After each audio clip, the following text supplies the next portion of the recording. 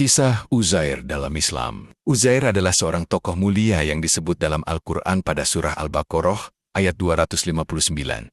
Namun, terdapat perbedaan pendapat di kalangan ulama tentang statusnya. Apakah Uzair adalah seorang nabi atau hanya seorang hamba Allah yang saleh? Kisahnya mengandung banyak hikmah, terutama tentang kekuasaan Allah dalam membangkitkan makhluk yang telah mati. Uzair dan kebangkitan dari kematian. Dalam Al-Quran, Allah Subhanahu wa Ta'ala menyebutkan kisah Uzair ketika dia melewati sebuah negeri yang telah hancur.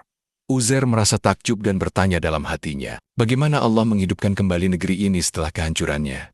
Surat Al-Baqarah ayat ke-259. Sebagai jawaban atas pertanyaannya, Allah Subhanahu wa Ta'ala membuat Uzair mati selama 100 tahun. Setelah itu, Allah membangkitkannya kembali dan bertanya, "Berapa lama kamu tinggal di sini?" Uzair menjawab, "Aku telah tinggal di sini selama sehari atau setengah hari." Allah berfirman, "Sebenarnya kamu telah tinggal selama 100 tahun. Lihatlah makanan dan minumanmu yang belum berubah, dan lihatlah keledaimu yang telah menjadi tulang belulang." Surat Al-Baqarah 259. Setelah itu Allah menunjukkan kepada Uzair bagaimana keledainya dibangkitkan dari tulang belulang menjadi makhluk hidup kembali. Uzair menyaksikan langsung kekuasaan Allah dalam membangkitkan makhluk yang telah mati, dan ia berkata, "Saya yakin bahwa Allah Maha Kuasa atas segala sesuatu." Surat Al-Baqarah 259. Uzair dan kaum Bani Israel.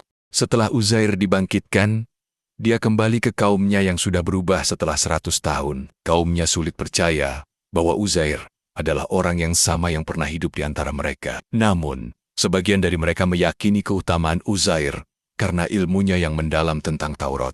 Dalam tradisi Bani Israel, Uzair dihormati karena kemampuannya menghafal dan mengajarkan Taurat. Sebagian kecil dari mereka bahkan berlebihan dalam memuliakannya, hingga menyebut Uzair sebagai anak Allah.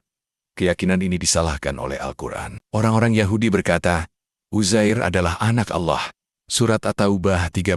Pernyataan ini ditegaskan sebagai kesesatan, karena hanya Allah yang berhak disembah. Uzair adalah tokoh yang dihormati karena ilmu dan kesalehannya. Meskipun ada perbedaan pendapat tentang statusnya sebagai nabi, kisahnya tetap menjadi pelajaran berharga bagi umat manusia. Semoga kita bisa mengambil hikmah dari kisah ini untuk meningkatkan iman dan takwa kepada Allah Subhanahu wa Ta'ala. Amin. Terima kasih banyak sudah nonton video ini. Dukungan kalian berarti banget buat saya.